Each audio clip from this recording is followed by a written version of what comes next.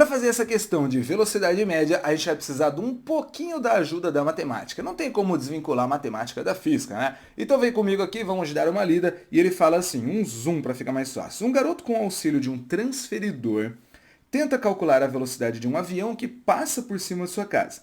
Esse garoto repara que o avião, que antes passava pela vertical, acima de sua cabeça, após 10 segundos está a 30 graus em relação a essa vertical, como representado na imagem. Uma das coisas que a gente usa muito na física, você vai ver ao longo de toda a física, são os triângulos retângulos principalmente. Porque dele a gente vem para onde? Dele a gente vem para o Pitágoras, para o seno, para o cosseno e para a tangente. Então, dominar a arte ali dos triângulos retângulos vai te ajudar numa porção de áreas da física, principalmente ali ótica geométrica, a parte de vetores que engloba toda a parte da dinâmica. Então, vou dizer assim, ó, tem chance de cair um triângulo retângulo em praticamente metade da física. Show de bola? Então, aprendamos isso aqui. O que ele quer dizer com um triângulo retângulo nesse caso? Ele não quer dizer que você tem que resolver o exercício do triângulo. Ele quer dizer que um dos lados, um dos catetos ou a hipotenusa representa alguma coisa. Então eu sempre vou olhar para esse triângulo na física e falar o que esse cateto representa de acordo com a fórmula que eu sei.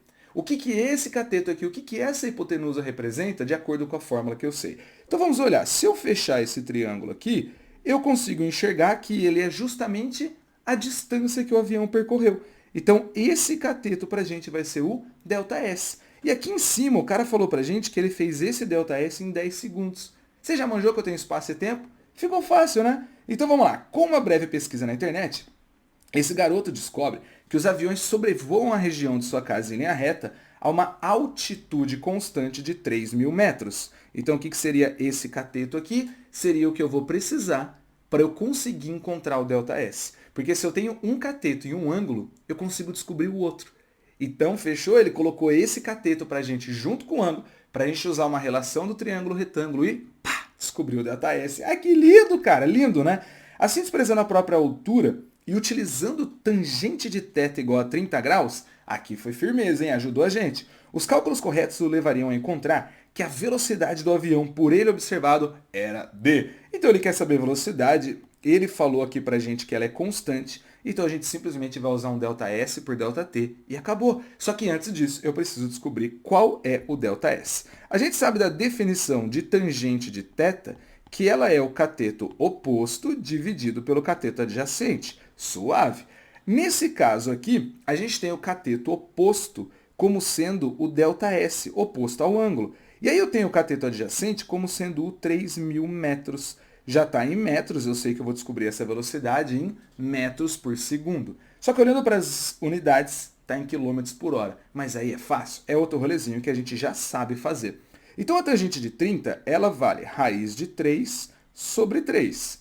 Logo, a gente acabou de encontrar que o nosso ΔS, no caso, vai valer. Vou jogar esse número aqui em cima multiplicando, então vai ficar 3.000 vezes a raiz de 3, isso tudo aqui dividido por 3. Vou realizar uma divisãozinha ali só para ficar suave para a gente. A distância que esse avião percorreu é de 1.000 metros vezes raiz de 3, beleza? 1.000 vezes raiz de 3 metros. Show de bola! Agora o que nós vamos fazer? Nós vamos para o nosso ΔS por ΔT, a formulinha mais famosa da física, eu acho, né? Então vamos colocar aqui, ó, velocidade média é igual a distância percorrida no tempo, dividido pelo tempo.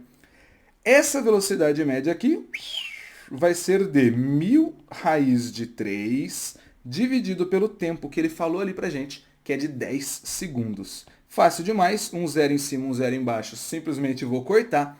E agora o que vai sobrar pra gente, que a velocidade média é de 100 raiz de 3 metros por segundo.